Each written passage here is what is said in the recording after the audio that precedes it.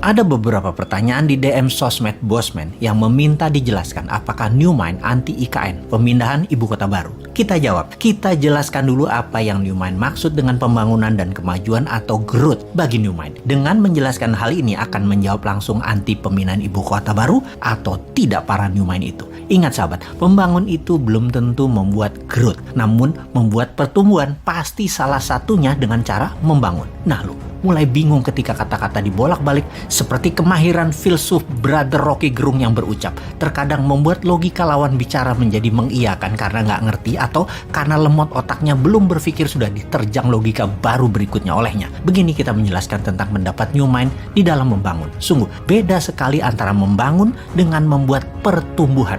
Kita tahu apa itu membangun, apa itu membuat pertumbuhan. Kita jelaskan. Benar, Indonesia saat ini terlihat banyak membangun infrastruktur. Ya, benar itu membangun. Namun jangan sahabat bilang bahwa membangun itu memajukan Indonesia. Belum tentu. Sahabat, pasti sampai informasi ini ada yang komentar, gila nih Bosman, tujuan membangun infrastruktur kan untuk kemajuan ekonomi.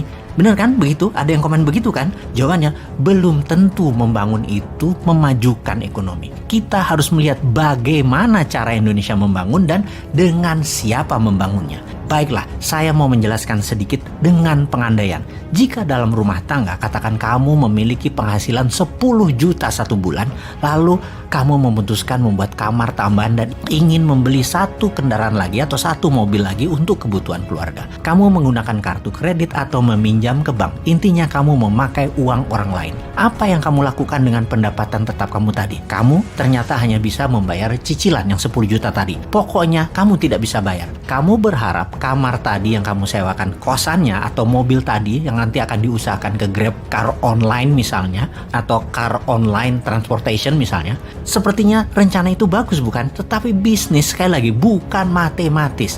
Apa yang terjadi kalau tidak ada yang menyewa kamar tersebut sebagai kos-kosan? Apa yang terjadi kalau setoran transportasi online tidak mencapai target? Pasti dari penghasilan yang 10 juta tadi dibayarkan ke bunganya saja dan pastinya pokoknya tidak bisa terbayarkan. Kita terus menggantung harapan bahwa kos-kosannya mudah terisi dan transportasi online-nya akan meningkat hasilnya. Anda benar membangun, tapi belum tentu membuat maju perekonomian rumah tangga. Betul kan? Dengan ilustrasi tersebut, kita urai lagi lebih dalam apa yang terjadi pada ekonomi secara makro di kelas menengah ke bawah di Indonesia dalam 6 tahun terakhir. Sekali lagi, kenapa pertanyaan kita memfokuskan pada pengusaha kelas menengah ke bawah? Karena yang di atas, yang besar, yang oligarki, yang BUMN, mereka tidak menderita. Mereka naik pendapatannya karena fasilitas negara dan karena pejabat membuat peraturan yang menguntungkan oligarki.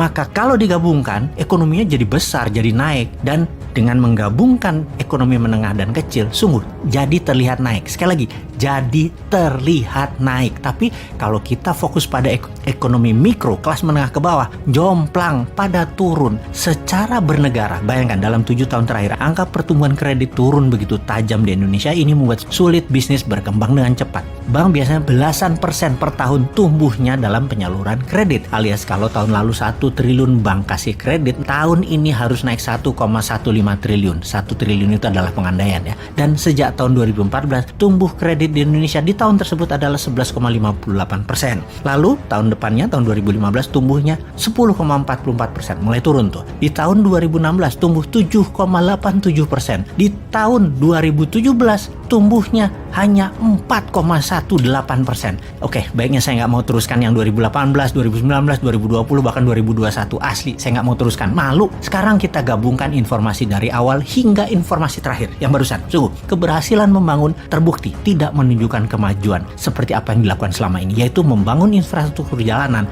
menggunakan uang asing dan serba asing, ternyata tidak menaikkan pertumbuhan bisnis mikro. Terbukti dengan menurunnya saluran kredit ke sektor real di UKM. Benar, kita membangun tapi GDP per kapita tidak naik dalam 7 tahun terakhir. Apalagi kalau dipotong inflasi akumulasi selama 7 tahun. Pertumbuhan Indonesia minus. Fakta lagi, GDP per kapita 2014 adalah sekitar $3.700 per kapitanya. GDP per kapita 2021 $4.050. Dalam 6 tahun naik secara akumulasi sekitar 9%. Sementara total inflasi 2014 sampai 2021 adalah sekitar 14%. Ya kalau 14% dikurangi pertumbuhan yang 9%, kemudian ya minus pertumbuhan nasionalnya. Jadi kita pastikan bahwa membangun belum tentu memajukan atau menumbuhkan, dan ini terbukti membangun infrastruktur dan terbukti tidak menumbuhkan GDP per kapita. Jadi yang New Mind Anti sekali lagi bukan memindahkan ibu kotanya, bukan membangun ibu kota barunya, bukan membangunnya sekali lagi, namun kalau melihat cara membangunnya dan dengan siapa membangunnya, maka dapat dipastikan secara ekonomi makro dan mikro, pertumbuhan yang dirasakan ke masyarakat penduduk Indonesia ke depannya pasti hasilnya akan sama, yaitu tidak menumbuhkan apa-apa. Jadi tantangan New Mind dilontarkan ke tim IKM adalah buktikan uang 1.000 triliun rupiah yang akan digelontorkan dalam 5 tahun ke depan membangun IKN akan menumbuhkan GDP per kapita Indonesia ke $10.000 per tahunnya. Lalu kalau New Mind sekarang ditanya, jawabannya oleh New Mind bagaimana? Fokusnya New Mind adalah pertumbuhan ke $1.000 per kapita pendapatan rakyat Indonesia, dengan salah satunya adalah membangun ibu kota baru yang seperti titik. Rahasia dong, nanti 2024 kita buka.